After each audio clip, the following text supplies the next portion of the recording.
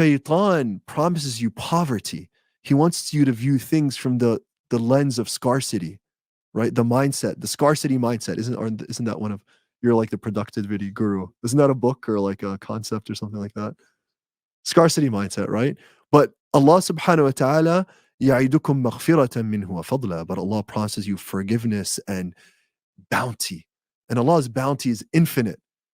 Allah wants us to see things from not a scarcity mindset, but an abundance mindset, right? I don't know if that's a word or not, but like that's how we view things. Allah's bounty is infinite. Don't see it as a limitation in the Sharia. Look at it as a limitation in your own mind and get beyond it. And in order to get beyond it, you need to go outside that box that you've caged yourself in, right? You're in a cage. Imam Sheikh Sidi Abdul Qadir al-Jilani, Qaddasallahu sirrah wa rahimah, rahmatullah alayh, the great Arif and the great scholar Abdul Qadir al-Jilani, he speaks about this. He says, like, break yourself from the eggshell of your own existence, and we've trapped ourselves in this eggshell, right? We've trapped ourselves in this eggshell. And if we have a little bit of sidq, of being real with God, of being truthful in our intent to be muwahideen, to be people of tawheed and people of tawakkul, we will break out of that eggshell of existence, and we will see our own existence as a limitation we imposed on ourselves, right? And once we get out of that and we see the fadl of Allah Azza wa Jal, the infinite bounty, we're so liberated. And tawakkul is a liberating concept, right? It's a liberating concept. Sidi ibn Ata'illah Sakandari, he talks about this. He says, listen, there's a term called Tadbeer.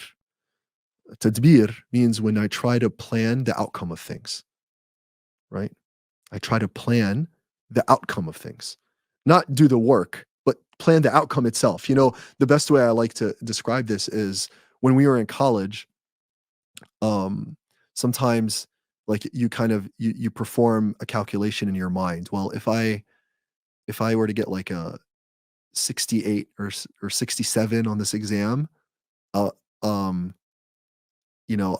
can get a B, but I need like a 95 to get my grade to an A. So is it, did you do this in college before? It's like, so you just ask yourself, is it really worth the effort studying to get a 95 when I probably know with a little bit of studying I get to 70? That's tadbir. You see what I'm saying? Like that's not putting in the work. I'm trying to plan a result that's not in my hands, right? What's that?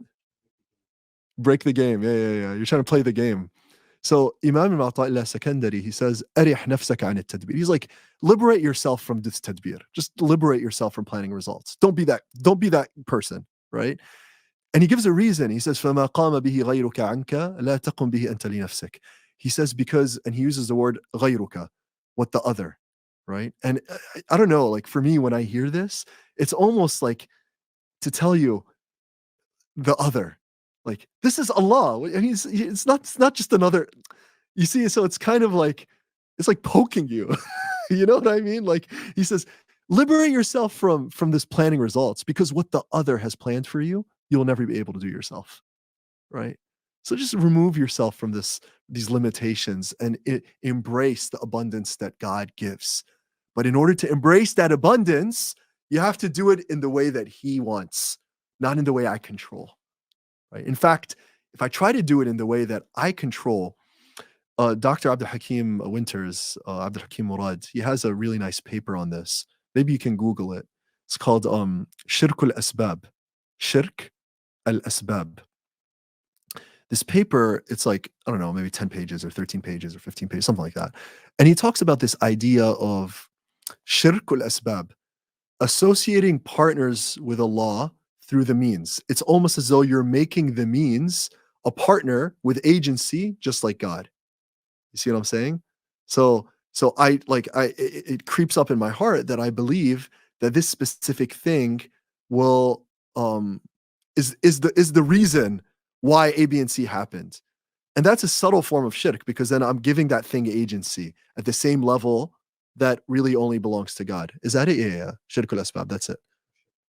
Okay, okay, share it in the comments, Hamda. It's a I mean, it's Dr. Abdul Hakim Murad, if you haven't read him, it's high level, but if you're able to read and process that material, it's a very, very nice paper.